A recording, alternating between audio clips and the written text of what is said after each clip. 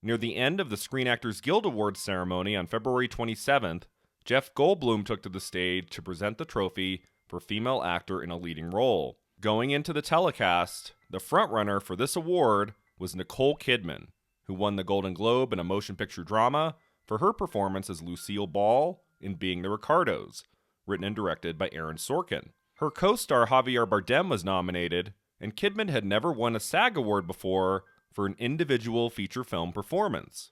Other nominees included Lady Gaga, Olivia Colman, and Jennifer Hudson, but the name Jeff Goldblum read came as a bit of a surprise: Jessica Chastain, who won for her performance as Tammy Faye in The Eyes of Tammy Faye. That film has not performed very well during this award season outside of the actress and makeup and hairstyling categories, but Chastain's performance is so big and so bold and clearly well loved that she managed the SAG win, her first ever individual victory at the ceremony. The question now becomes, can Jessica Chastain finally win the Oscar trophy? If not this year, then what year? And why hasn't she ever won before? During the last 10 plus years, she's delivered one extraordinary performance after another, and yet has only managed a couple major wins here and there, with at least 3 deserving performances not even showing up on Oscar nominations morning. In this video, I'm going to talk about Jessica Chastain's remarkable career in film and television, and discuss the reasons why she's never to date won an Academy Award, and if Oscar victory might finally be hers for her role in The Eyes of Tammy Faye. First, let's go back to the beginning. Jessica Chastain was born March 24th, 1977, in Sacramento, California. She developed an interest in acting at age 7 after attending a production of Joseph and the Amazing Technicolor Dreamcoat, and she later graduated from both American Academy of Dramatic Arts and Juilliard School. She took me to a play when I was 7 years old, and on the way there she said, this is a professional thing, this is what they do for a living. And then as soon as it started, there was a little girl, I think she was a narrator, on stage, and immediately was just like, that's what I am. That's what I want to do. That's who I am. That's what I am. It wasn't about like, I want to be that when I grow up. It was like, that's what I am. And then my whole life made sense. For the first 7 years of her career, Chastain struggled a lot, working hard, going to one audition after another, appearing in smaller indie films like Jolene, and television series like Veronica Mars and ER. But then came 2011, one of the most astonishing years for a single actor in cinema history, in which Chastain appeared in 6 major theatrical films, including Take Shelter, Coriolanus, The Debt, and Texas Killing Fields. Her 2 genuine breakthroughs that year were Terrence Malick's beloved, Oscar-nominated The Tree of Life, and The Help, which won Octavia Spencer an Academy Award for Best Supporting Actress, the same category Chastain received her first Oscar nomination in early 2012. In The Help, Chastain plays Celia, a young woman new to the area in 1960s Mississippi who is married to the old boyfriend of Hilly, played by Bryce Dallas Howard, who shuns Celia from her social circle. Hilly, I got pregnant after you and Johnny broke up. Oh, shit. Shut up, Mother. Johnny never cheated on you. At least not with me. Many of her scenes are with Octavia Spencer, but Chastain absolutely holds her own in this large, impressive ensemble, her role a source of humor and light whenever she's on screen. If she was going to receive recognition from any of her 6 film performances in 2011, it was always going to be this one, with its large box office take and general love from critics and audiences. For many, it wasn't clear which film to nominate her for, to the point where some critics groups, like the Los Angeles Film Critics, awarded Chastain Best Supporting Actress for all 6 of her movies that year. But when it came to the larger award shows, everyone chose to nominate Chastain for The Help, including the Golden Globes, Critics' Choice, SAG, BAFTA, and Oscars. She didn't miss at a single major award show that season, but sadly she never won because her main competition was an actress from the same movie, Octavia Spencer, who swept all 5 of those aforementioned awards for her performance as Minnie Jackson in The Help. During the 2012 awards season, Chastain simply just had to root on her screen partner winning one trophy after another, and she had to root on Viola Davis too, who won the SAG Award for Female Actor in a Leading Role for her performance in The Help. But after years of struggle, and one of the most stunning breakthrough years of any actor ever, Chastain was now an Oscar nominee, with one terrific performance already in the works. In 2012, Chastain didn't appear in 6 movies, she only appeared in 2, but her roles were slowly growing in stature, like in John Hillcoat's Lawless, which featured her image on the poster. But if 2011 marked her introduction to the world as a great actress, 2012 marked her introduction to the world as a phenomenal actress, one who finally got a juicy leading role in a major Oscar contender, Kathryn Bigelow's highly buzzed about year-end release, Zero Dark 30. This was Bigelow's follow-up to The Hurt Locker, which had won the Oscar for Best Picture and Best Director in 2010, making Bigelow the first woman ever to win the directing award. All eyes were on what she was going to do next, and throughout 2012 the hype just kept building for Zero Dark 30. Something everyone was waiting for was Chastain's first lead performance in a major big-budget theatrical film, and she did not disappoint, playing Maya, a CIA operative who interrogates prisoners following September 11th, the film detailing her journey to uncover the whereabouts of Al-Qaeda's leader, Osama bin Laden. This is a harrowing, extremely intense drama that pulls no punches and gives Chastain, still to date, her richest character and most powerful dramatic performance on film. Either give me the team I need to follow this lead, or the other thing you're going to have on your resume is being the first station chief to be called before a congressional committee for subverting the efforts to capture or kill bin Laden. Zero Dark 30 received an awards-friendly late December limited release, followed by surprisingly huge box office numbers when the film went wide in January 2013. To top it off, Chastain had another box office hit that January with the horror film Mama, showing she could not only deliver superb performances, but also pull in big audiences. And that same month, at the Golden Globe ceremony, she didn't have to stay in her seat like she had to at every award show the previous year. A little while after Tina Fey and Amy Poehler delivered their most savage joke in their opening monologue, one aimed at Zero Dark 30. I haven't really been following the controversy over Zero Dark 30, but when it comes to torture, I trust the lady who spent 3 years married to James Cameron.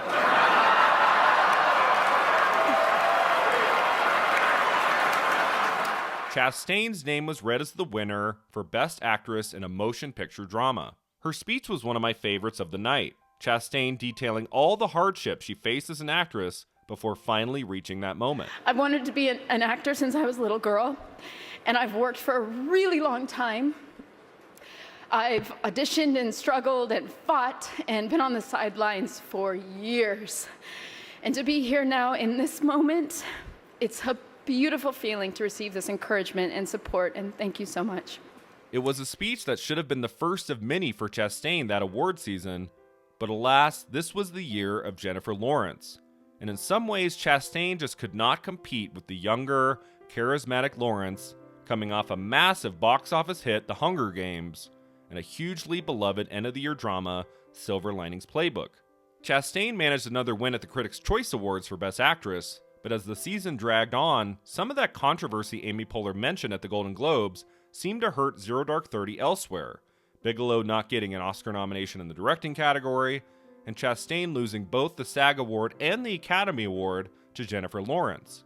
If Zero Dark 30 had been slightly better received, managing more than its 5 Oscar nominations compared to Silver Linings Playbook's 8 nominations, Chastain might have had a better shot at the big win. But hey, 2 years, 2 Oscar nominations, her time for a victory was coming soon, right? Believe it or not, it's been 9 years since Chastain lost the Academy Award to Lawrence. 9 years until she finally earned her 3rd Oscar nomination for The Eyes of Tammy Faye. What happened between 2013 and now? Well, it was usually a matter of the Golden Globes recognizing her time and time again, but then her performance being overlooked by SAG and Academy voters. Between 2013 and 2014, she delivered fantastic performances in The Disappearance of Eleanor Rigby, Miss Julie, and Interstellar, and her role in the spellbinding drama A Most Violent Year earned Chastain a Golden Globe nomination for Best Supporting Actress. The acclaimed 2014 crime drama did well at the start of that award season, earning Chastain nominations at the Critics' Choice Awards, Independent Spirit Awards, and from many critics groups, and she won Best Supporting Actress at the National Board of Review. It's not a brick through a car window, or another of the cute little warnings over the past few years. This is your kid playing with a loaded gun. I know what it is. But the film's sway on voters ultimately faded, A Most Violent Year shockingly not receiving a single Oscar nomination. In 2015, Chastain appeared in 2 major films, Crimson Peak and The Martian, the latter of which received a Best Picture Oscar nomination, but once again her performances were overlooked. In 2016, she headlined the riveting political thriller Miss Sloane, which earned her another Golden Globe nomination for Best Actress in a Motion Picture Drama. Come on, George. Any head case, felon, or terrorist can buy an assault rifle from a gun show, the internet, or his buddy at the Bowl-O-Rama without so much as an ID. And in 2017, she headlined Aaron Sorkin's debut feature as a director, Molly's Game, which earned Chastain yet another Golden Globe nomination for Best Actress in a Motion Picture Drama. You understand nobody gives a shit about your good name. I do. Why? Because... Why? Because... Tell me why! Because it's all I have left. But alas, neither of these performances were recognized at the SAG Awards or at the Academy Awards. What happened there? It was a matter of two things. Best Actress was extremely competitive those 2 years, and the films Miss Sloane and Molly's Game just weren't that well liked, especially by the Academy, only Molly's Game managing an Oscar nomination for Best Adapted Screenplay. There just wasn't enough love for either movie to carry her over the finish line, and the same could certainly be said of her next few movies that disappointed, like Dark Phoenix, It Chapter 2, Ava, and The 355. But then there's 2021's The Eyes of Tammy Faye, a project Jessica Chastain said during her Screen Actors Guild Award win was something she had been working on for 10 years. Like with some of her other films as of late, she was a producer of The Eyes of Tammy Faye, and getting this one off the ground was clearly a passion project. Playing the real-life Tammy Faye Baker, evangelist, singer, author, talk show host, and television personality, over many years in a film that deeply explores her relationship with her husband Jim, played by Andrew Garfield, Jessica Chastain gives one of her most phenomenal performances ever. So, you can talk about me. That's all right. But, you gotta shake my hand and you gotta say hi first. In a way, she's the whole movie, showing throughout many decades her character's rise and fall. The film is certainly imperfect, episodic, kind of familiar. It was never going to get into Oscar categories like picture, director, screenplay, but it's hard to deny the confidence and the power of Chastain's performance. Like it or hate it, she goes for it big time in every scene. No, you can do anything you want, but my eyelashes stay right where they are. That's really you. Well, yeah, this is who I am. And so there are a few reasons why she has her best chance ever of finally winning the Academy Award. The first reason is that in 2012 she was up against Octavia Spencer, and in 2013 she was up against Jennifer Lawrence. Both were really hard to overcome. This year there's not a clear victor, with Nicole Kidman winning the Golden Globe, but then losing the SAG Award, and not a single actress nominee in a film nominated for picture or director. In a way, Chastain just doesn't have the competition she had before. There's no frontrunner, really. Olivia Colman's film only earning 3 nominations, Penelope Cruz's film only earning 2, and Kristen Stewart's film only earning the 1 for her performance.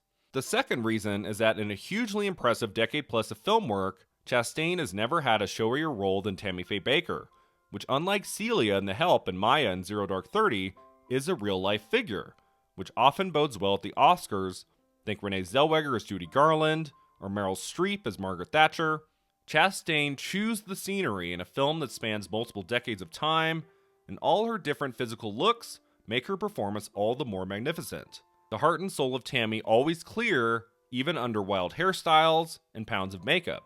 And the third reason we can't ignore Jessica Chastain this year, unlike her performances in The Help and Zero Dark 30, The Eyes of Tammy Faye finally won Chastain her Screen Actors Guild Award, her first ever individual victory at the ceremony, a trophy that always gives an actor a boost for a potential win at the Academy Awards. Nicole Kidman won the Golden Globe Award, and Chastain for sure isn't winning the BAFTA Award, since she's not even nominated there, but considering these 3 reasons, Chastain has her best chance yet at winning the Oscar on March 27th. But who knows what might happen? By the time you watch this video, Chastain might finally be an Oscar winner. Or she won't be. And that's okay. It's not, I don't know, it's just there's something, yes, it's a wonderful thing, but if you live your life hoping for a result, then you're not really ever being in the moment. Right? When you're making a film, you can't be in the film and going, oh, this is my Oscar film. I mean, it's crazy when you think about that. Because, and also too, you're probably going to be terrible in that film if that's what you're thinking about. Her output from the beginning has been extraordinary, and no matter what, she is one of the finest actors of her generation, always taking risks, exploring different genres, and giving each film she's in everything she's got. That's certainly the case with the Eyes of Tammy Faye. Jessica Chastain is simply one of a kind. Thanks so much for watching. If you enjoyed this video, don't forget to like and subscribe. And let me know in the comments below what are your favorite films and performances of Jessica Chastain. What's a performance of hers that impressed you the most? What's a performance you think is maybe a little underrated? Let me know in the comments below, and we'll start a conversation. See you next time.